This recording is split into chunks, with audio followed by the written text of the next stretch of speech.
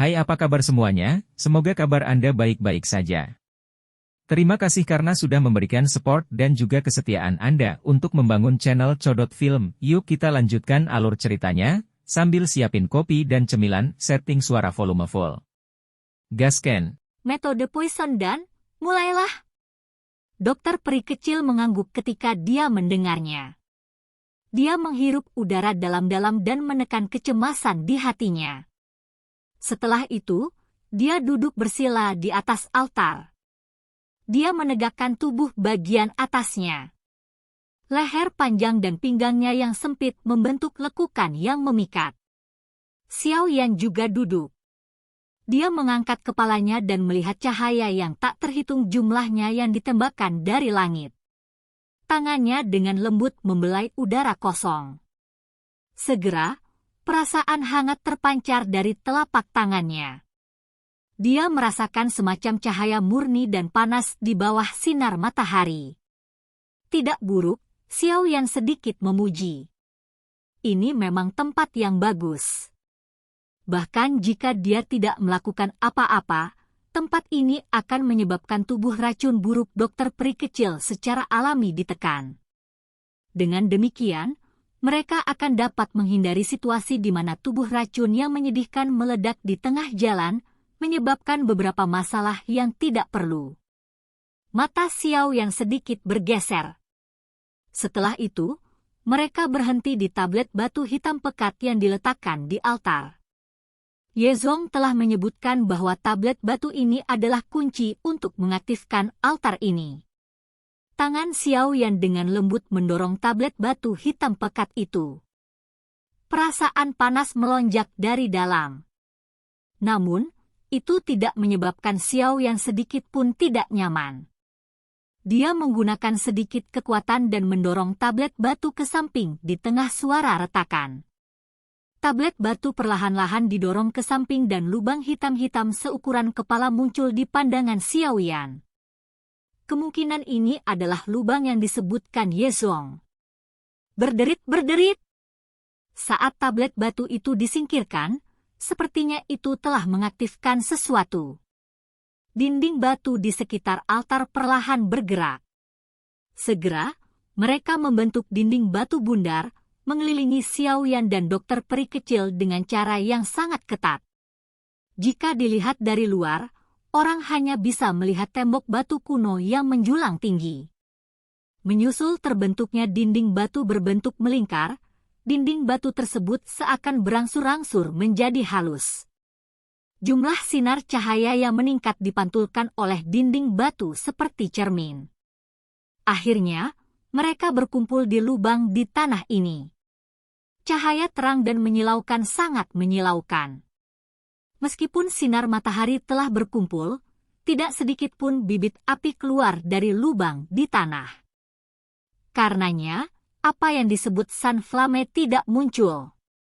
Untungnya, cahaya dan energi panas dari altar ini menjadi lebih kuat dengan pengumpulan sinar matahari. Pada akhirnya, alis Little Fairy Duck sedikit vertikal. Sinar matahari ini meninggalkan perasaan membakar saat mendarat di tubuhnya. Desis-mendesis. Gelombang demi gelombang kabut racun ungu keabu-abuan secara bertahap melonjak keluar dari dokter peri kecil di luar kendalinya.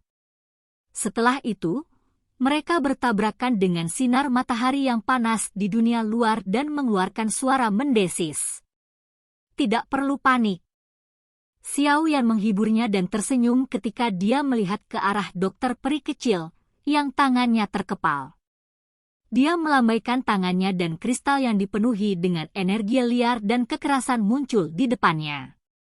Itu adalah inti monster dari binatang kalajengking naga racun langit.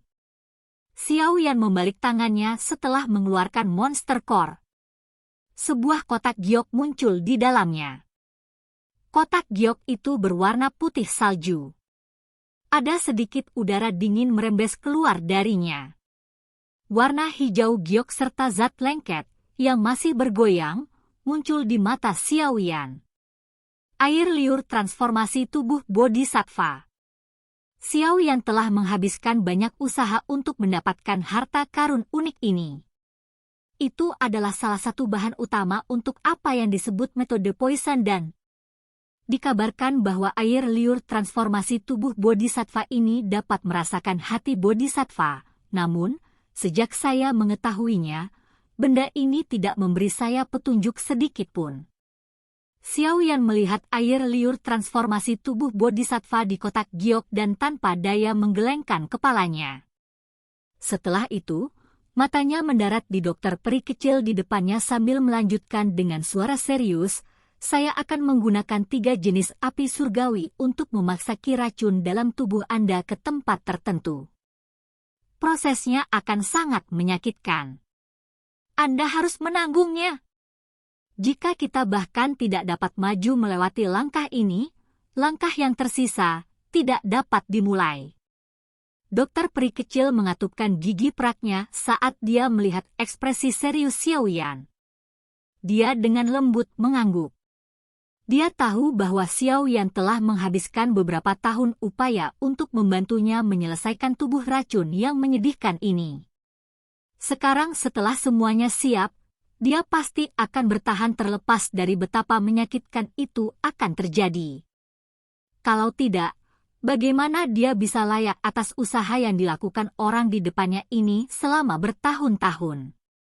Aku perlu melepaskan segel di dalam tubuhmu dan benar-benar melepaskan tubuh racun yang menyedihkan. Xiaoyan menarik napas dalam-dalam. Tangannya sedikit gemetar tanpa sadar. Jika dia gagal menekan tubuh racun yang menyedihkan, kemungkinan dokter peri kecil akan mati di tempat. "Saya percaya kamu." Dokter peri kecil tampaknya menyadari kekhawatiran di hati Xiaoyan setelah melihat tangannya yang agak gemetar. Senyum memikat muncul di wajahnya yang cantik saat dia dengan lembut mengucapkan kata-kata yang menyemangati. Xiaoyan perlahan mengencangkan tangannya. Suaranya dalam, "Saya sudah mempersiapkan hari ini selama bertahun-tahun, dan saya pasti tidak akan membuat kesalahan. Lepas bajumu. Aku akan mulai membuka segelnya." Ekspresi Xiaoyan serius. Pikirannya paling terfokus yang pernah dia perintahkan dengan suara yang dalam. Dokter peri kecil terkejut saat mendengar perintahnya. Kemerahan dengan cepat terbang ke wajahnya yang cantik. Namun, ketika dia melihat ekspresi Xiaoyan yang begitu serius sampai tidak memiliki emosi lain, dia dengan lembut mengatupkan gigi peraknya. Bagaimanapun, orang ini sudah melihatnya berkali-kali. Dia tidak keberatan mengizinkannya untuk melihatnya lain kali. Dokter peri kecil dengan lembut melepas pakaiannya sambil memiliki pikiran yang menyebabkan wajahnya memerah. Setelah itu, gaunnya jatuh melewati kulitnya yang indah, putih, dan halus. Sosok yang sempurna seperti batu giok terlihat di bawah terik matahari. Terlepas dari seberapa kuat hati Xiaoyan, matanya tanpa sadar berkedip sesaat ketika dia melihat tubuh sempurna wanita di depan matanya terbuka. Namun, dia dengan cepat memfokuskan pikirannya. Matanya tertuju pada tubuh dokter peri kecil. Tubuhnya yang seperti giok suet memiliki banyak bekas luka merah samar. Bekas luka ini terdiri dari simbol yang tak terhitung jumlahnya yang naik ke seluruh tubuh dokter peri kecil, membentuk segel sempurna dalam prosesnya. Xiaoyan meringkuk jari-jarinya. Api hijau giok terbentuk di ujung jarinya. Matanya terfokus saat tangannya mengayun dengan kecepatan seperti kilat. Setelah itu sangat menekan perut halus dokter peri kecil. Asap putih mendesis keluar.